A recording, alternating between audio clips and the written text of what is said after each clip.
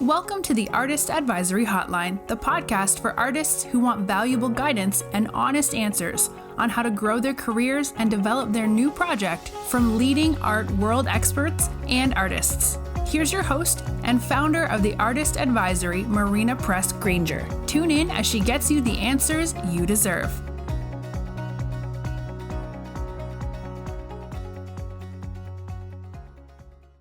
Hey guys, I just wanted to tune in today from gorgeous Palm Beach. It's real fancy here. Odette over here is having all the fanciest sniffs, right, Odette?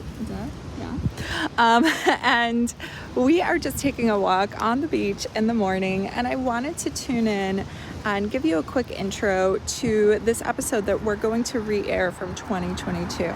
This episode is timeless in that it is about 3 powerful mindset shifts that you can have as an artist, and we're going to need them no matter what. No matter how amazing you are, there's always room for growth, and that is something that I recently learned by listening to this really cool book. I love to listen to audiobooks. I was listening to A Happy Pocket Full of Money by David Cameron Gikandi. And in it, he says that the most successful people have thousands of goals, like literally over 2,000 goals. Because here's the thing, you can achieve your goals and then you plateau because, well, you've done it. So you're thinking, well, what do I do next? So it's really important to have lots and lots of goals. He says to at least write down 100 goals. I don't know if I'm going to do that this particular week, but I'm going to do that soon. And I'm really curious to know how many goals you guys have. But anyway, nonetheless, you might be sitting at a family dinner with people in your family who think that having a career as an artist is a cool hobby, or they might question the validity of how you're making money. And that is why you want to listen to this episode, because it's going to put you in the right mindset. Think of it as a mindset massage. I wonder if I should coin that term. But anyway, I wanted to tune in also to let you know that, everybody's having these incredible Black Friday deals because, they want to show their gratitude to their people. Well, I really want to show my gratitude to you for being in my sphere, for listening to this podcast, for just working on yourself, because this is one of the biggest missions in my life, is to show you that you are an incredible artist. And the main reason I do that is because I worked for some really great people in the art world, but not so great people. And when I was working in galleries in New York City for 15 years, I saw so many artists get the runaround, and it irked me so much. And so I started this company so that you never have to get the runaround again, so that you get honest answers, clear guidance. And that said, I'm opening up the doors to my program, the Artist Academy, for early enrollment. We are starting this program in 2025, so January 2025, about a month from now. And if you're interested, I wanted to give you a special deal on it to show you my gratitude for you being in my sphere. And the link is below. In this program, we really work with practical business guidance on how you can communicate about your work, build a roadmap to your success in the art world, and really get in touch with the right galleries. And the way that we do that is both internally and externally, meaning you work on it in the program. No, ma'am. What? I'm sorry for scaring you, but I just want to say that is absolutely one beautiful dress you're wearing. Oh, thank you so much. Thank you. Have a wonderful Thanksgiving. Thank you. You too. Have a happy Thanksgiving. So consider that a commercial break. I just got hollered at in Palm Beach. It's okay. Anyway, wanted to let you know that the way that we do that is both internally and externally. So meaning you are going to be able to connect to galleries IRL, well, sort of. In the last 2 sessions of our program, I will introduce you to 2 gallerists, and I pick them based on the people in the program so that it's really a good fit. And from this, wonderful things have happened. We've had artists get solo shows, gallery representation, into group shows, and just build a really cool connection that's really genuine. So anyway, without further ado, here's this re-air of this episode. And if you're watching the video of this, look at these cute flowers. Anyway, and I wanted to also remind you about that link for that special enrollment offer that is going to expire at the end of this weekend on November 30th at midnight. So go ahead, take a gander, and if you have any questions, shoot me a DM. You can send me a voice memo if you'd like. I'm happy to answer it. Thank you so much for tuning in, and enjoy this episode, and have a happy Thanksgiving. Hello, artists. Thank you so much for joining me today. I'm so delighted to have you here, either watching this on YouTube or listening to me on the podcast. I know it's been a while since I have delivered an episode, but I was so inspired by an email I received from an artist that I work with to bring you this very first solo episode today. Our topic today will be about 3 major mindset shifts for artists. Now, before I get into it, and before I tell you what these mindset shifts are, I wanted to share with you how grateful I am to receive this email from this artist about something that's so deeply personal. And also, I wanted to read you a snippet of it. Now, of course, I'm going to keep the identity of this artist super confidential. So, just obviously. So, I'm not going to give you everything, but I'll give you the golden nugget of it. Okay. So here we go. I had a huge insight into my fears of success. Huge. Years of therapy, and this was new. Thank you so much for bringing it up. It's pretty convoluted. I just try to give you a summary of it, but I'm not ready to articulate. But I think it's one of those linchpin realizations that can allow me to either make the decision to quit, and why would I do that after years of work, or make the decision to clean up my relationship with my own art and take the risks I need to. Deep psychological issue and scary. But I realize it's something that feels deeply shameful. That I was afraid to know about myself, and now I see it and can begin to work on it and change my feeling of not deserving. 3-step exercise on naming the fear, prevention steps, and repair are extremely helpful in giving me a procedure on making this transition. Thank you. And I'm always appreciative of the tangible tools and how-to steps you give us. But with me, the deeper psychological and spiritual issues that I now see and need to work out are what have prevented me from using these tools.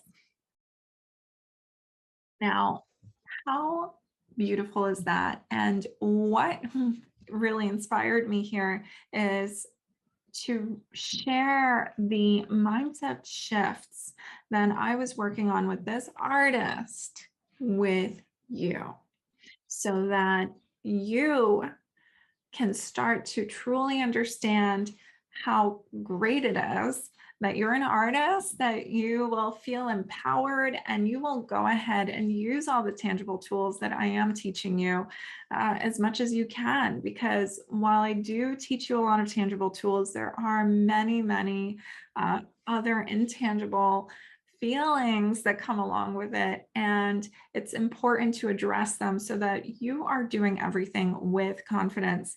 In an earlier YouTube video, I think I probably released it, oh gosh, now it's almost 2 years ago, where I spoke about my method for artists for success. I explained that when I work with artists, the first thing we do is we identify the intention behind the work and we set the goals.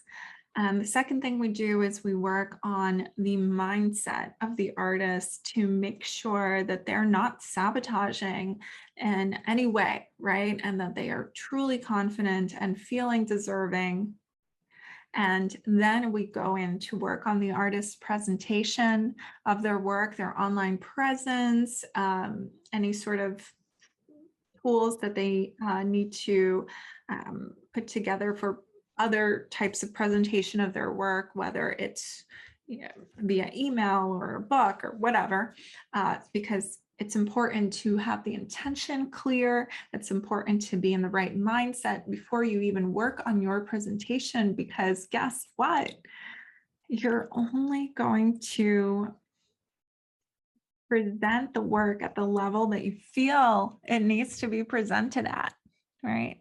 So that's why we work on all of this ahead of time, and then we take action.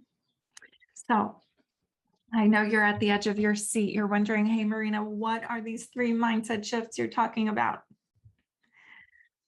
Let me spell them out for you, and then we'll go into it. So our first mindset shift is releasing the belief that you must be a starving artist if you're going to be an artist, right? So releasing the belief that you are a starving artist. Now, it kind of goes hand in hand with also releasing a belief that you are a hobby artist, which is very similar to the starving artist belief. We'll touch upon that a little bit as well. We'll say that that's like belief 1B, right? Belief 1A and 1B, starving artist and hobby artist. We're going to release those beliefs today. And yeah, we are totally going to release those beliefs, because why not?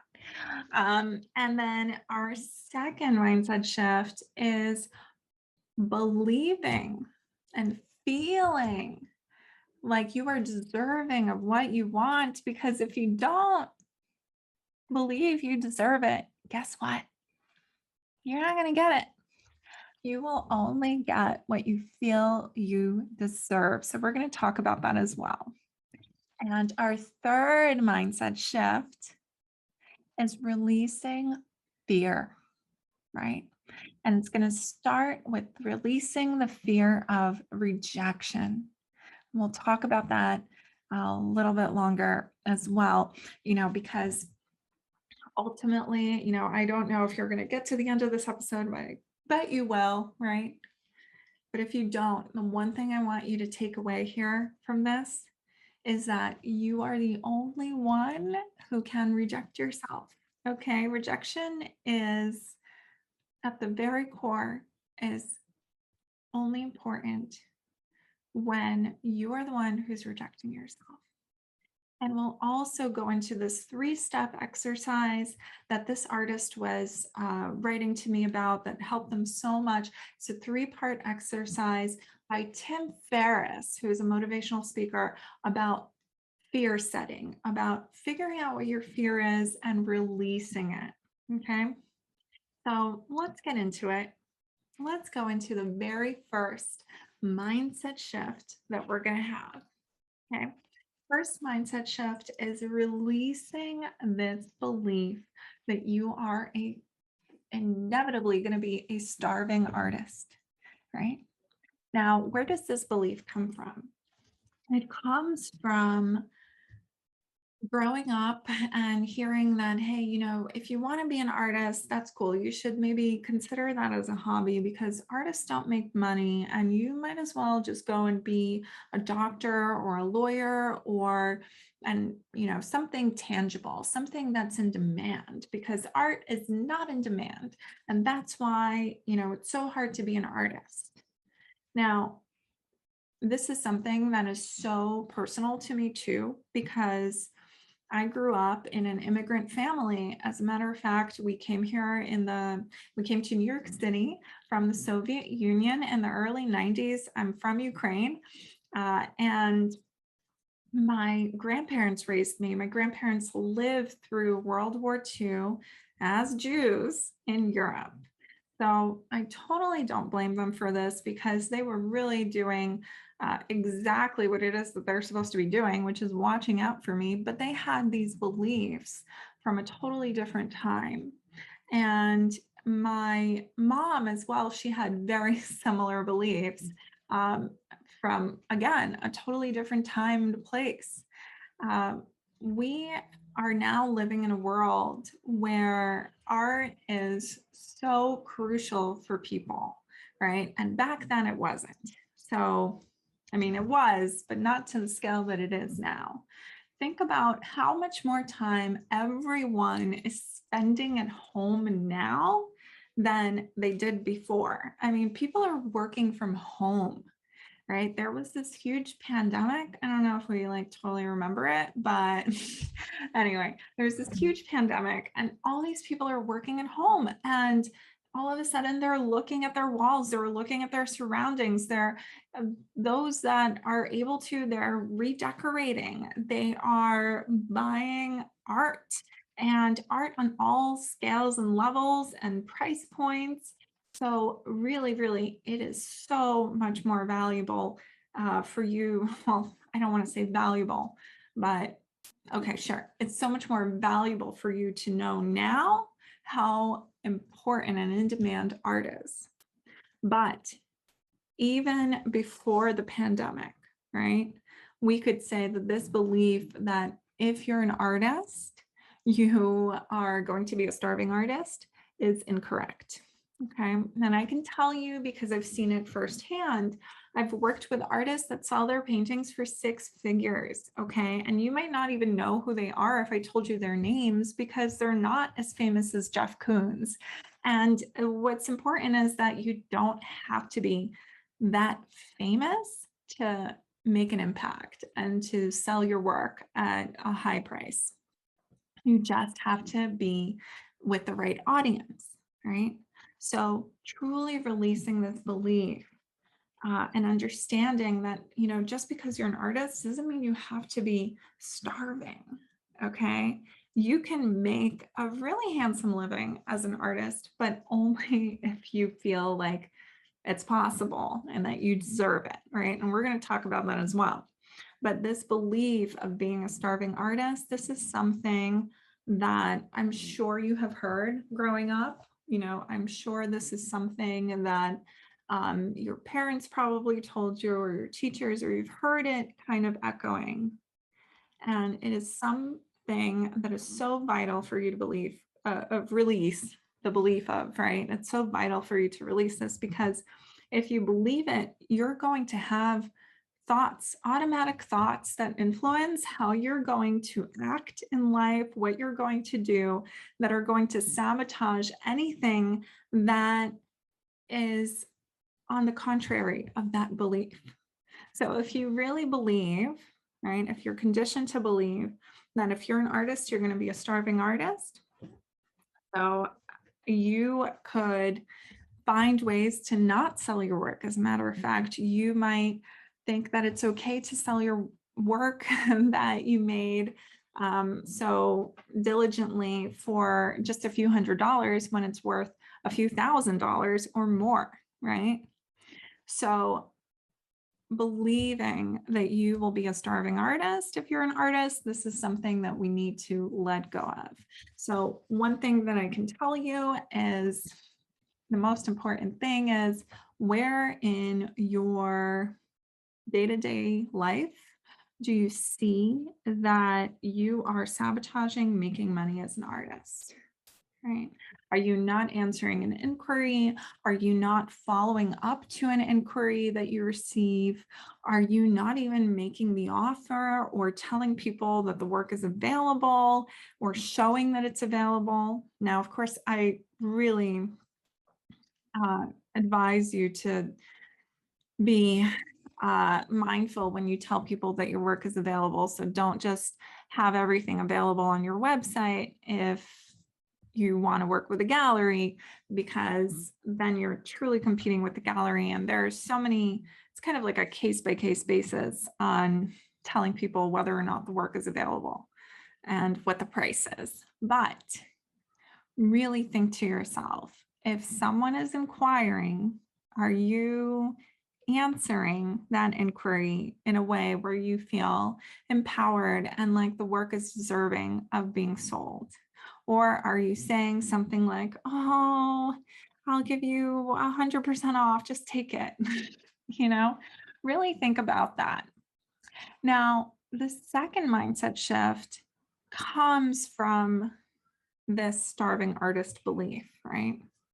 Because when you have this starving artist belief,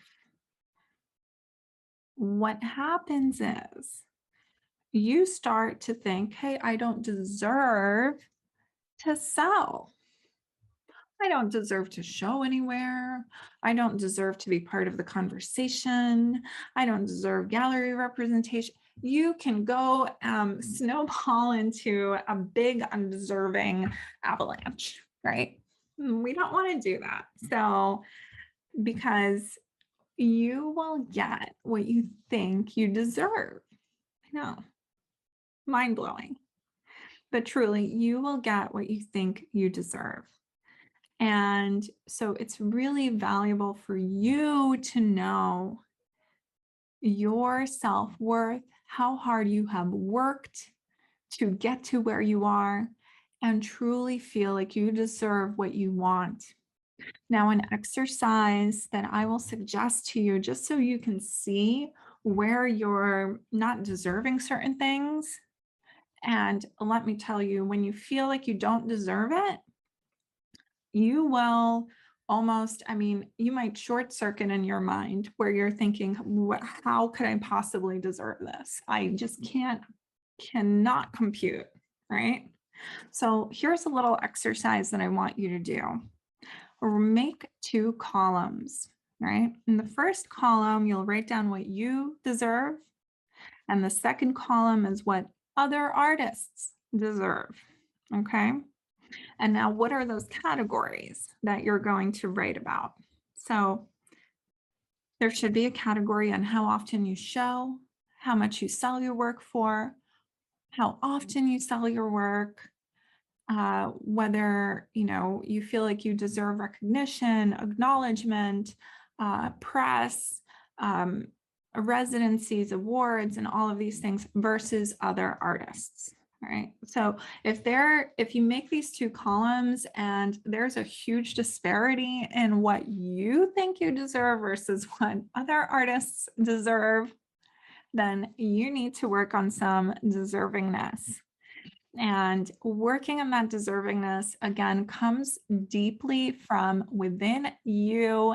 It really comes from understanding your true value, your self-worth, and how important you are. Now, there is probably,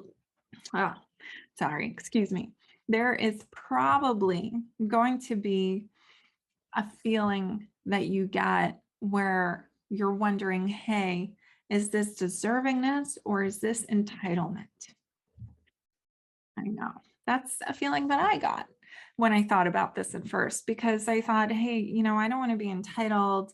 I want to work hard. And this is something, when you're raised thinking that you need to have a super strong work ethic where you have to work really hard to, put food on the table.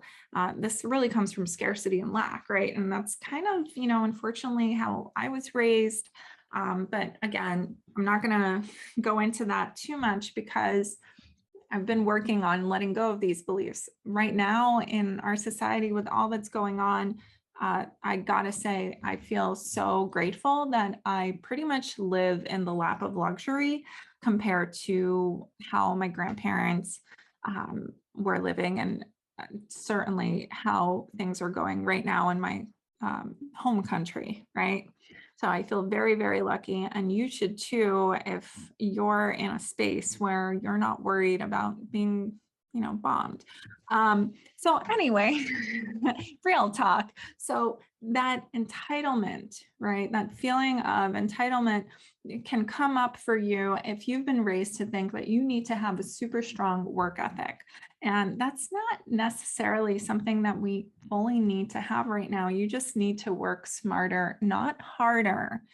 And releasing that fear of entitlement, it's super important for you to understand exactly what you feel you deserve, because I can't say it enough. You will only get what you want if you think you deserve it. Okay, so this is a big one to work on. Now, the third mindset shift that I want you to have is truly to release fear of rejection, because when you release that fear of rejection and anything that comes up around it, or any fear really, then you're capable of taking the risks that are going to get you places, right? You're capable of giving it a try, giving it a shot, because guess what? You might think, hey, I'm not going to apply for this residency because what if I don't get in? Well, you're an artist. Guess what? If you don't apply, you'll definitely not get in, right? So being able to take that risk is so, so important.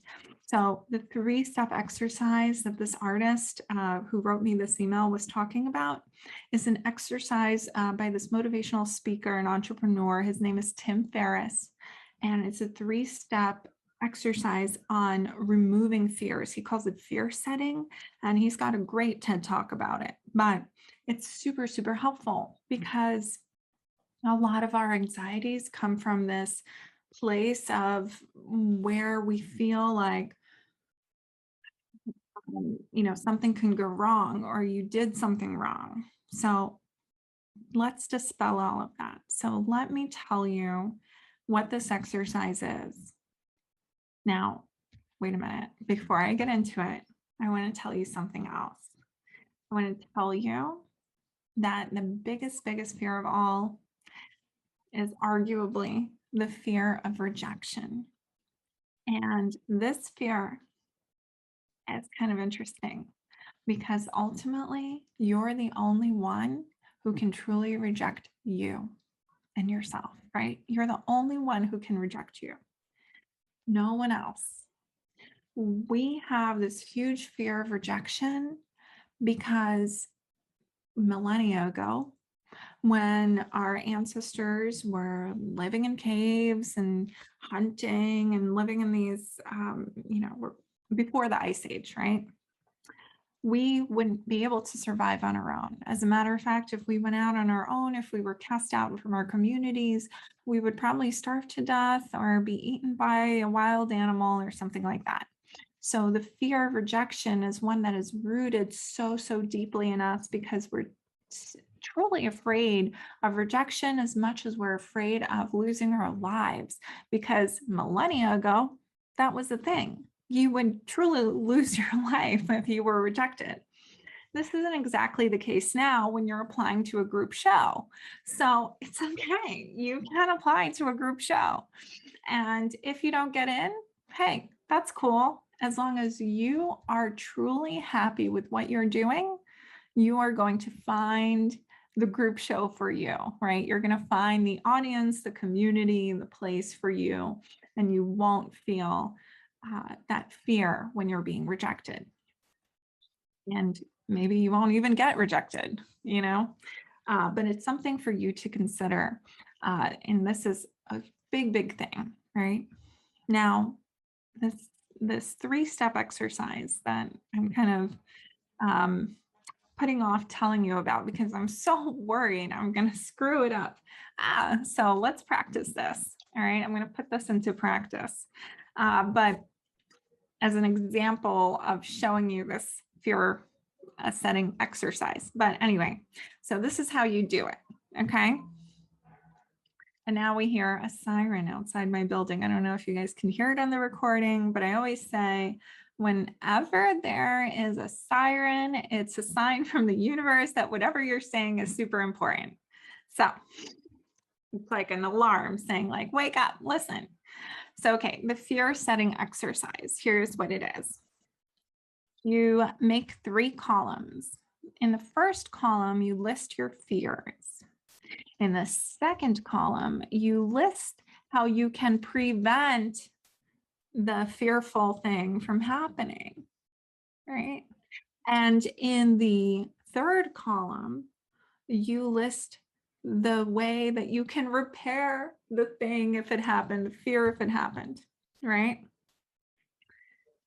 Well, let me make this easy. I was going to maybe use my fear of telling you about this exercise as an example, but then I thought, wait, it's going to get too meta. It's going to be confusing, right? So let's talk about a fear that we might have. Thinking, what's a fear? Now, of course, when I'm on the spot, I can't think of any fears. I'm fearless. Unless they're very esoteric, and then I can't really give you a good example. All right. Let's say the fear is leaving a candle, lighting. You don't want to, the fear is, I don't want to light my candle. Here we go. I don't want to light my candle because I'm afraid that I'm going to burn the house down. All right. Plausible fear. So the prevention of the fear is to, let's say I could set an alarm when I light my candle for, an hour from now to turn the candle off, to snuff it out, right? That would be the prevention, right? Now the repair, let's say I forget to, I totally forget about my candle and I forget about the alarm and it keeps going. How can I repair it if it starts to, how can I repair the damage of the fire? Oh my God. Oh, wow. Boy, did I pick an interesting fear. Well, I could, I guess, put the candle out, put the fire out. See, this is not an easy exercise. And I was truly fearful of telling you about it because it was like, how am I going to demonstrate this for them? In Tim Ferriss's TED Talk, he talks about a letter that he forgets to mail to the IRS. And it's much easier to deal with that than the candle analogy. But anyway, maybe you can comment below or send me a message about how I could repair my house being burnt down by a candle. Whew, interesting. I guess really how I could repair that is I could have really good fire insurance for my house. Oh my God, where am I going with this episode? Really? Anyway, I wanted you to see the truly candid me, because here's the thing. If it's perfect the first time you do it, like a solo podcast episode or recording anything or making the artwork, then you waited too long, right? Because you're perfect, right? So there's no room for improvement. But anyway, hope this was interesting for you, and just want to recap these 3 very powerful mindset shifts that you should consider having as an artist. Number 1 is releasing the belief that you have to be a starving artist. Number 2 is feeling deservingness for what you want, because if you do not feel like you deserve something, you're probably not going to get it. And the 3rd shift is releasing fears. So use this exercise by Tim Ferriss. So write down your fear, how you can prevent it from happening, and what you can do to repair the thing, from happening. I actually just thought of something. So if my fear is screwing up the last section of the podcast, what I could do is I could write down an outline for myself so that I don't screw it up. And the repair would be, if I do screw it up, just re-record it. Now, I don't want to do that. I want to be super authentic with you. Yeah, because you know what? Now you know what not to do with this exercise. Don't think about your fear of lighting your house on fire with a candle. Yeah, weird. Okay, so moving on. I hope you enjoy this podcast episode. If you are watching this on YouTube, please leave a like, a comment, subscribe, tell everyone you know about it if you like it.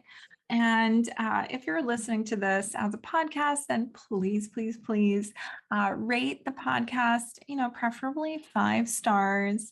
And let me know and others know how much you loved it by leaving a review. So thank you so much, and I'll see you next time.